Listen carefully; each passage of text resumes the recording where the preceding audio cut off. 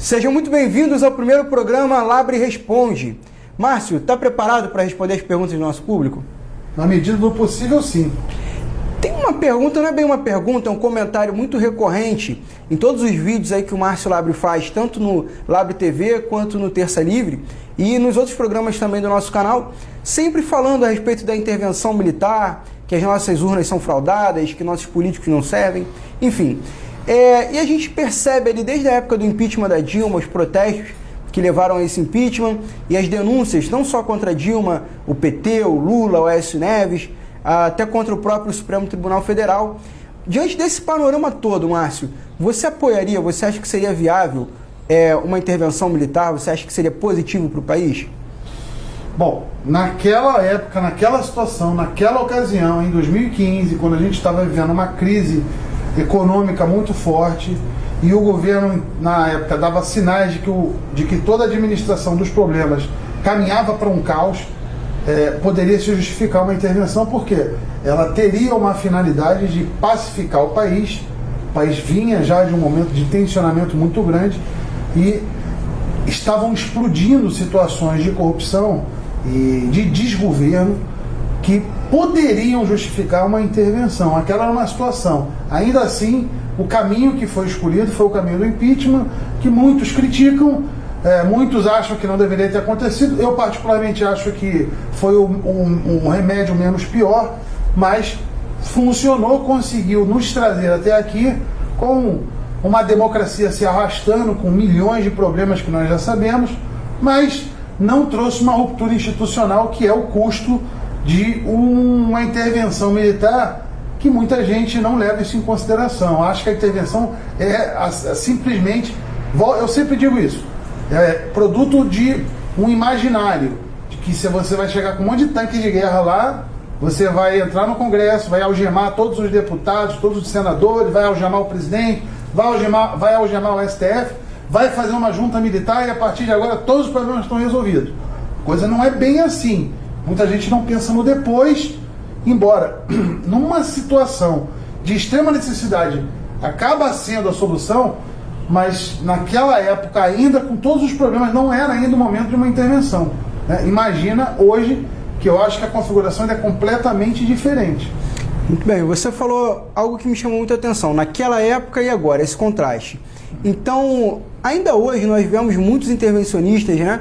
Qualquer programa que você faça na direita, qualquer comentário a respeito de candidatos de direita, da política, enfim, a gente sempre tem uma ala muito radical, uma ala de intervencionistas, né? Muito radicais, dizendo que a intervenção tem que ser feita agora, que o único caminho é intervenção, que não vai ter eleição, enfim. E você é uma pessoa que tem acompanhado muito bem esse cenário político, a movimentação política e até também nos meios militares. Você tem observado, algumas pessoas dizem que os militares eles estão inertes à nossa situação política, que eles não estão fazendo nada, que eles não querem nem saber, e outras pessoas querem ensinar aos militares o que eles têm de fazer. Você tem observado que os militares estão se movimentando nesse sentido? Como que eles estão se movimentando? Dá para perceber já alguma estratégia? Se eles vão nos ajudar de alguma forma e de que forma é isso? O que eu posso dizer, primeira coisa, para quebrar uma lenda urbana que circula aí, somente no meio conservador, é o seguinte: nós vamos virar uma Venezuela. Como que nós vamos virar uma Venezuela? Existe uma característica totalmente antagônica entre o contexto histórico e político que levou a Venezuela onde ela chegou, onde ela está, e o contexto histórico e político do Brasil. A Venezuela, quando Chávez ingressou no poder, Chávez era do meio militar e Chávez se apresentou para a sociedade, nem se apresentou para a sociedade e para o mundo como um socialista revolucionário. Tem aquela entrevista, inclusive, dele em 99, falando que ele ia respeitar os contratos, que os mercados precisam fazer um país, precisam estar presentes para um país crescer. Todo aquele discurso que agora a gente sabe que era só para inglês ver. Ele tomou o poder e ele, por ser um oficial de carreira nas Forças Armadas, ele cooptou quase que a totalidade das Forças Armadas e fez aquele governo ditatorial. No Brasil, a situação é completamente diferente. Os militares brasileiros, as Forças Armadas, elas nunca, em nenhum momento nos governos Fernando Henrique, nos governos do PT, ela esteve dando sinais de que ela estava em cumplicidade com um projeto socialista. Sempre houve um descolamento. Isso está mais do que claro. E a gente tem comprovações assim recentes na história de que isso se confirmou, por exemplo, quando a Dilma estava prestes a ser empichada, né? Essa palavra é meio esquisita, mas empichada, ela acenou com a possibilidade de pedir um estado de defesa ao Vilas Boas e ela foi imediatamente rechaçada. Isso, para mim, é a prova cabal de que os militares não estavam envolvidos com o PT, com o seu projeto de poder, porque se tivesse, aquele seria o momento mais do que ideal para ver essa fusão das duas forças. Então, considerando isso, é importante que as pessoas saibam o seguinte: os militares brasileiros, eles não compactuam com nenhum projeto socialista totalitário no Brasil. E hoje, os militares fazem parte, quer dizer, eles sempre fizeram parte, os militares, eles sempre tiveram a sua linha individual de atuação, seja no setor de inteligência, nos setores estratégicos.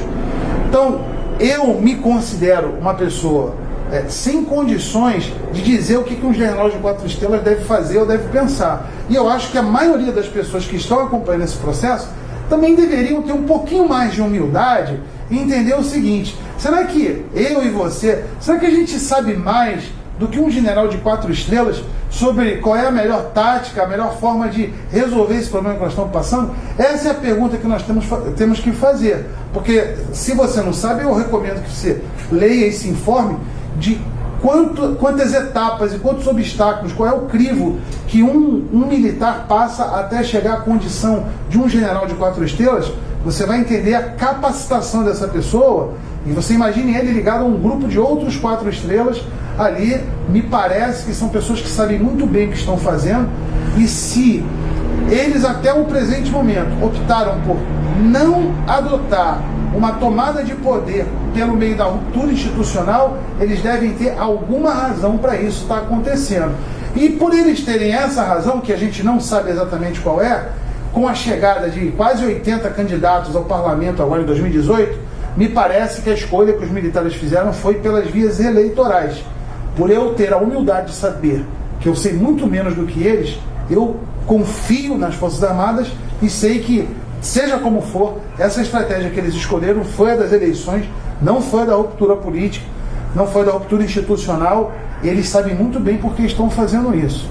Muito bem. Então, para resumir, você acredita que toda essa discussão em torno de uma intervenção militar tão perto de uma eleição, isso tudo pode ser uma distração para a direita? É um fetiche de pessoas que estão na direita e que criaram no imaginário que a única saída são tanques de guerra nas ruas e deputados, senadores e classe política saindo de lá algemados. Isso é um fetiche do imaginário. Para essas pessoas, a solução do país vai passar somente por isso. Elas não conseguem conceber, ou seja, quando eu vejo esses intervencionistas mais radicais, isso aí eu estou falando até para a gente finalizar, eles com essa postura, me preocupa porque até que ponto esses intervencionistas de fato admiram e respeitam as Forças Armadas? Porque se eles admirassem e respeitassem, um general como Mourão, que diz que vai ser desse jeito, eles estariam respeitando. Mas quando um general Mourão diz, olha, a nossa estratégia é a eleição, e esses intervencionistas dizem, não, Mourão não sabe de nada, quem sabe sou eu? Eu quem? Você que é um curioso, você que lê revistinha, que nunca pisou num quartel, você sabe mais que Mourão? Então, me chama muita atenção que essas pessoas não respeitam Forças Armadas coisa nenhuma. O que elas querem, o que elas são, na verdade, são criancinhas de 3, 4 anos de idade que estão batendo o pezinho porque os militares não estão fazendo do jeito que eles queriam no imaginário deles. Agora, pergunta para qualquer intervencionista, e até hoje eu fiz essas perguntas nas minhas redes sociais, por onde eu tenho esse debate, eu pergunto, e depois? Você sabe o que vem depois? Você tem como responder o que vem depois? Porque tirar todo mundo do poder? Ótimo, vamos prender? Vamos prender. Vai prender todos os políticos? Vamos prender. A junta militar assumiu? Ótimo. Qual a certeza que você tem de que a partir dali vai ficar tudo bem, tudo tranquilo, todos os problemas vão acabar? E o que vem depois? Você sabe o que vem depois? Você está preparado para as medidas que vão ser tomadas? Você pode garantir que depois que eles forem incomodados pela 4ª vez na história do Brasil, eles vão também entregar daqui a 3 meses? Ou vão falar, quer saber? A gente vai resolver isso, vai ficar mais 20 anos. E aí, será que todo mundo vai gostar? Eu sei que muita gente acha que é bom, mas aí é aquela história. O Brasil, assim como qualquer país, ele deve ser governado e administrado por civis. E os militares, eles têm a sua função de Estado, que me parece que não faz o menor sentido ela ser desviada para funções administrativas e políticas. Até porque os militares são a última instância de uma nação. Se houver um desgaste na credibilidade dos militares, se a sociedade se desconectar da relação de confiança histórica que ela tem com os militares, depois dos militares não tem mais nada para você acreditar. Então eu prefiro, acho mais prudente deixar as Forças Armadas sempre preservadas de qualquer desgaste, de qualquer julgamento, principalmente na condução da administração de um país. Excelente. Muito obrigado, Márcio. Márcio, quem está assistindo a gente agora, se tiver alguma pergunta que ele queira que você responda, grave um vídeo respondendo, como é que ele pode enviar essa pergunta para você gravar um vídeo desse? Bom, você pode entrar nas minhas redes sociais, qualquer uma delas, Instagram, Twitter, Facebook, pode entrar lá e só coloca no título assim, Labre Responde, que aí eu vou saber que é um assunto de cunho político, tá? Porque é a única coisa que eu me atrevo a responder algumas coisas. Outros assuntos eu não sou do ramo, então não vou responder. E aí, dependendo da situação, eu posso responder por escrito ou até fazer um vídeo se o assunto for interessante. Muito obrigado pela atenção de todos. Esse é o seu novo canal de contato com o Márcio Labre e até o próximo Labre Responde.